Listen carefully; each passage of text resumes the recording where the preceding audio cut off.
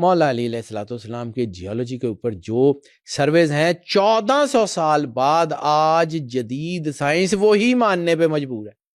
اب سنیے پہلے، اب یہاں پہ میں بعد میں پہلے میں نے جو ہے نا وہ جدید سائنس کی باتیں کی، پھر مولا علی کا خطبہ پڑھا. اب یہاں پہ میں پہلے مولا علی کا خطبہ پڑھنا چاہتا ہوں اور پھر آپ کو بتاؤں گا کہ اس کا ترجمہ آگے کیا ہے اور قرآن پاک میں کیا ہے اور لیئر تھیری اس کے اوپر سارا کیا ہے. مولا علی علیہ الصلوۃ والسلام کا ایک سرمن ہے خدا کی عظمت اور باریک نوازی. یہ جملے کو سمجھیے، باریک نوازی، کمپلیکسڈ ترین چیزوں کو ویٹیج دینا. اس کا ترجمہ مطلب اردو میں تو یہی بنتا ہے، لیکن اس کو میں جو کمپلیکسڈ ترین چیزیں ہیں ان کو ویٹیج دے کے، یعنی ان کو بھی اللہ نے جو ہے وہ صرف نظر نہیں کیا، ان کو بھی پورا سسٹم، یعنی system with in the system, system with in the system, یعنی پوری کائنات کن کہہ کے بنائی، اذا اراد شیئا ان یقول لہ کن فیکون، اور اس کائنات میں کمپلیکس ترین سسٹمز کا ذکر کیا ہوا، کمپلیکس ترین. اب مولا علی فرماتے ہیں خدا کی عظمت اور باریک نوازی کے ذریعے اس نے پانی سے خشک اور سخت زمین کو پیدا کیا. پہلے میں نے بات کی تھی حدیث قدسی کہ تمہارے رب کا تخت پہلے پانیوں پر تھا اور پھر ہم نے پانی سے خشکی کو ابھارا. اب یہی خطبہ اسی کے اوپر اللہ علی کی زبان اور سرور انبیاء صلی اللہ علیہ وسلم کے فرمان، یعنی آپ رسول اللہ صلی اللہ علیہ وآلہ وسلم کو سمجھتے گئے. قرآن پاک میں اللہ نے تعارف کیا کہ ما ینطق عن الہویٰ ان ہوا الا وحی یوحیٰ، کہ وہ تو بات ہی کوئی نہیں کرتے سوائے اس کے کہ جو ان کے اوپر وحی کی جائے. یعنی جو وحی جبرائیل کے ساتھ آئے گی وہ قرآن ہوگی، اور جو وحی دل پہ القاء ہوگی وہ جو ہے وہ ان کی حدیث اور یہ بنیں گی. اور وہ ساری تربیت مولا علی میں بولتی ہے، رسالت مآب کی تربیت بولتی ہے مولا علی کائنات کی زبان میں، مولا کائنات کی زبان میں. خدا کی عظمت پھر دوبارہ شروع کرتا ہوں، میں روک روک کے اس لیے کر رہا ہوں کہ یہ بہت خوبصورت چیز ہے.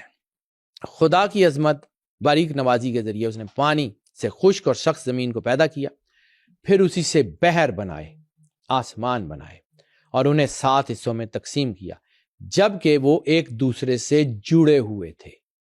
اب اس کو آگے بتائیں. یہ بیان 1400 سال پہلے کا ہے اور زمین کی 7 تہوں کا ذکر 90s میں جا کے جو ہے وہ ہم 7 لیئرز کو ڈسکور کرتے ہیں. جدید سائنس 7 لیئرز کے بارے میں جو سٹینڈرڈ ماڈل بناتی ہے اس میں نے نام لکھے میں اس لیے ذرا اس کو میں پڑھ لوں. ٹروپوسفیئر، اسٹیٹوسفیئر، اوزون اسفیئر، میسوسفیئر، تھرموسفیئر، لونوسفیئر اور ایکزوسفیئر، یہ 7 قرآن پاک میں. اب قرآن پاک کی آیت کو اس کے ساتھ میچ کر کے دیکھیے. مولا علی کا خطبہ، یہ ہماری ریسرچ، اور اب قرآن پاک. وہ اللہ جس نے تمہارے لیے زمین اور ہر چیز کو پیدا کیا، پھر آسمان کی طرف رخ کیا اور اسے 7 آسمانوں میں ترتیب دیا. سورہ بقرہ آیت نمبر 29.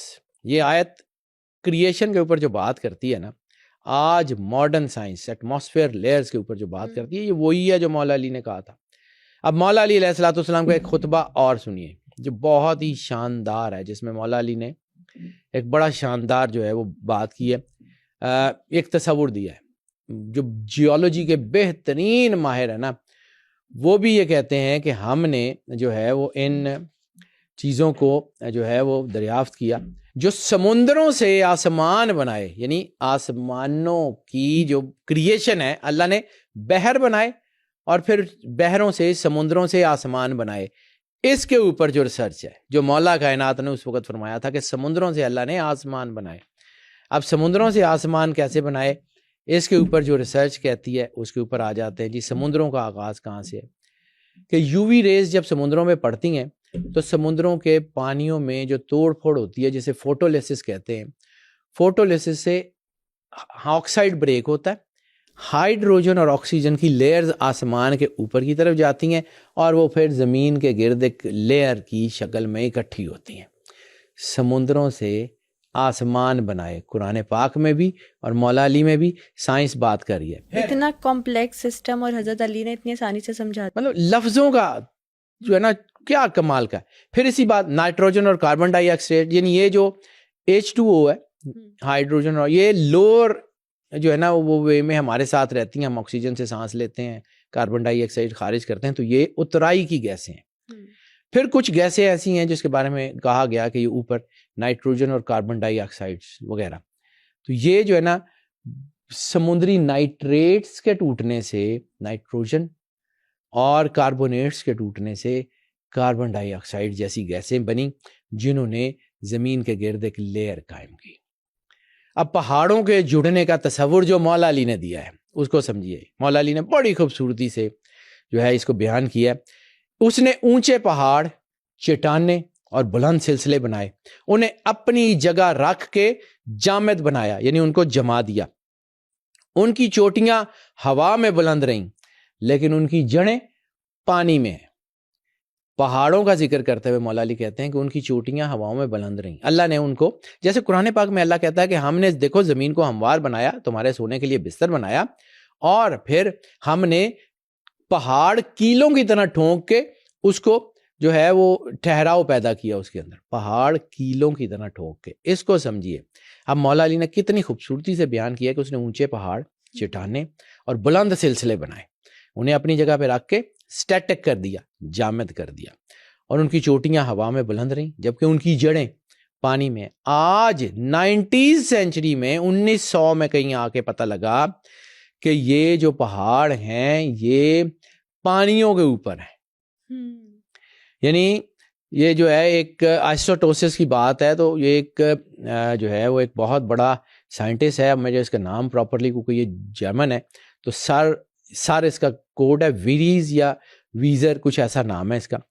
تو وہ جو ہے وہ لکھتا ہے کہ بہت سال کی تحقیق کے بعد یہ پتہ چلا کہ پہاڑوں کے نیچے پہاڑوں کی روٹس ہوتی ہیں جو مٹی کے اندر بہت گہری ہوتی ہیں، بالکل آئس برگز کی طرح، جہاں پہ زیادہ حصہ پانی کے نیچے ہے. مولا علی 1400 سال پہلے وہی سائنس نے اب ڈسکور کیا. قرآن میں بھی پہاڑوں کو پیگز یعنی کھمبے یا کیلیں کہا گیا ہے کہ ان کے جڑ دار ہونے کی طرف اشارہ کرتا ہے. کہ کیا وہی جو میں نے آیت پڑھی ہے سورہ نبا کی، جو ہے وہ آیت ہے کہ اس میں کہ ہم نے زمین کو بستر بنایا، ہموار کیا اور کیلیں ٹھونک کے اس کو ٹھہراؤ دیا. اب مولا علی علیہ السلام سے زیادہ جیولوجیکل کا کوئی سروے آپ کو نظر آتا ہے؟ کوئی جیولوجیکل سائنٹسٹ کہ جس نے ایٹماسفیئر، 7 ماڈرنز اور اتنی کمپلیکس چیز کو اتنے آسان لفظوں میں بیان کیا ہو. اب آ جاتے ہیں مولا علی علیہ السلام ایز اے بایولوجسٹ. یعنی پوری دنیا میں کوئی مائکرو بایولوجسٹ سب سے پہلا اگر کوئی نظر آتا ہے نا، جس کے نوٹس موجود ہیں، جس نے کوئی بک لکھی ہے، جس نے کوئی خطبہ دیا ہے، جس نے کوئی اس کے اوپر بات کی ہے انسانی تاریخ میں، مائکرو بایولوجی کے اوپر مولا علی کے علاوہ کوئی نظر نہیں آئے گا آپ کو. سبحان اللہ. کارل سیگن پڑھنے والا آدمی ہے کبھی زندگی میں. کارل سیگن کی ایک اور کتاب ہے کاسموس. کاسموس میں وہ کہتا ہے کہ زمین پر زندگی کے اصل جز وہ پروٹینز اور وہ خلیے ہیں جو دنیا کی کیمسٹری کو کنٹرول کرتے ہیں، اور ان کا نیوکلک ایسڈ یعنی ڈی این اے جو وراثتی پیغام لے کر آتا ہے، وہ مالیکیولز تمام پودوں اور جانوروں میں یکساں ہیں. یعنی ایک بلوط کا درخت ہو اور میں، وہ اپنا تعارف کراتا ہے کہ میں ایک ہی مادے سے ہیں. ہم اگر جو ہے وہ زیادہ دور تک بھی جائیں تو ہمیں یہ لگتا ہے کہ ہمارا ڈی این اے سیم ہے. آج مائکرو بایولوجی کہتی ہے کہ ذرا سی چیزیں ہیں، بالکل ایک فریکشن کے فرق سے انسان کی شکل بدل جاتی ہے. یعنی ایک فریکشن کے سرکل سے ایپس بن جاتے ہیں، ہومو سیپینز بن جاتے ہیں. ایک فریکشن چھوٹی چیز ہے. یعنی دنیا کے آغاز میں صرف چھوٹی چیزیں ہیں، اور وہ کہتا ہے کہ جی ڈی این اے ایک ہی ہے، ڈی این اے ایک ہی طرح کا ٹریول کرتا ہے. یہ وہ ہے جس میں کامن اینسیسٹرز کی بات کی ہے. آپ کے ساتھ ایک پوڈ کاسٹ میں نے کامن اینسیسٹرز کی بات کی تھی کہ جب دنیا میں تخلیق ہوئی تو کامن اینسیسٹر ہے، اس نے پھر آگے ترویج کی اور پھر کامن اینسیسٹر ہی نئی شکلیں لیں اور پھر اس کے اندر ہونے والی ایوولوشن پہ بات کی تھی ہم نے. ٹھیک ہے، ایوولوشن جو ارتقاء کی بات کی تھی، کہ ارتقاء جو ہے بالکل تھوڑی چیزیں بڑے نتائج کو جنم دیتی رہیں. اب وہ یہ کہتی ہے جدید سائنس کہ یہ چھوٹی چیزیں ہیں، لیکن اگر ہم دیکھیں تو ہمارا کامن اینسیسٹر ایک ہی ہے. یعنی ایک برگد کا درخت اور انسان یہ ایک ہی ڈی این اے سے بنے، صرف اس کی شکل فرق ہے یا تھوڑا سا ڈفرنس ہے.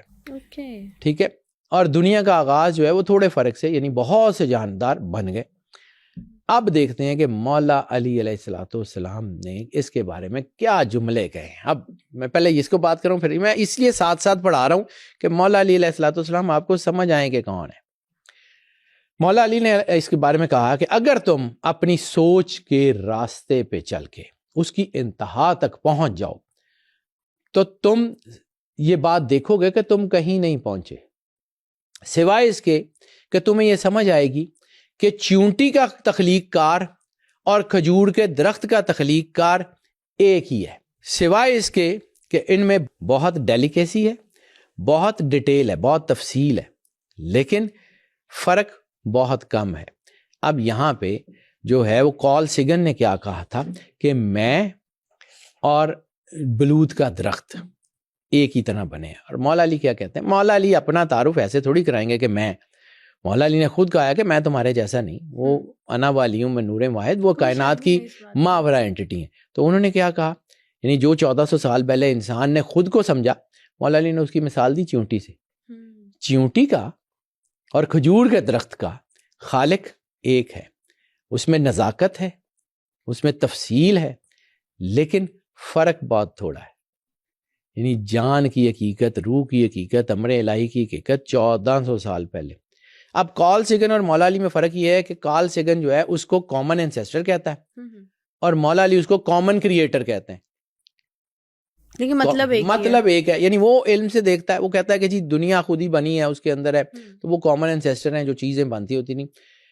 اب یہاں پہ کامن انسیسٹر مولا علی علیہ السلام نے کہا کہ وہ واحد خالق ہے جس نے کائنات کو بڑا ڈیلیکیسی کے ساتھ، نزاکت بڑی خوبصورت ہے، لفظوں کا سمجھیے، میں بار بار اس کو روک کے کیوں کہہ رہا ہوں، اس کے اندر بڑی نزاکت ہے اور بڑی تفصیل ہے، لیکن فرق تھوڑا سا ہے۔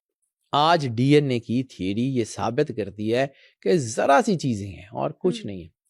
یعنی اگر آپ جو ہے وہ ایولیوشن کی تھیوری پڑھیں تو کریٹر کو سمجھیں تو آپ کو خود ہی سمجھ آ جائے گا کہ ڈی این اے کے ذرا سے بالکل ہلکی سی فریکشن سے پوری ایک نئی سپیشیز بن جاتی ہے۔ بالکل ایسے ہی ہے، ٹھیک ہے۔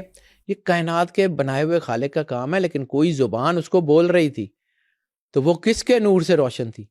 وہ اللہ کے نور سے روشن تھی۔ یعنی مومن کے بارے میں یہ خیال ہے کہ مومن کی فراست سے ڈرو، وہ اللہ کے نور سے دیکھتا ہے، تو امیر المومنین کا مقام کیا ہوگا؟ میں جب امیر المومنین کی بات کرتا ہوں تو مجھے یہ بات میری مطلب سمجھ لیں کہ میری گھٹی میں ہے کہ امیر المومنین کا بیان سید الانبیاء کے بغیر ادھورا ہے۔ جیسے اللہ کا بیان سرور انبیاء صلی اللہ علیہ وآلہ وسلم کے بغیر ادھورا ہے، اسی طرح مومن کا بیان امیر المومنین کے بغیر ادھورا ہے، اور اسی طرح سرور انبیاء صلی اللہ علیہ وآلہ وسلم کا بیان مولا کائنات کے بغیر ادھورا ہے۔ جس طرح درود ادھورا ہے جو ہے وہ رسالت مآب سرور انبیاء صلی اللہ علیہ وسلم اور ان کی آل کے اوپر پڑھے بغیر ادھورا درود ہے، اس لیے رسول اللہ نے کہا تھا میرے پہ کٹا پھٹا درود نہ پڑھا کرو۔ یہ پورا ایک سیکوینس ہے، سیکوینس کو پڑھنا پڑے گا۔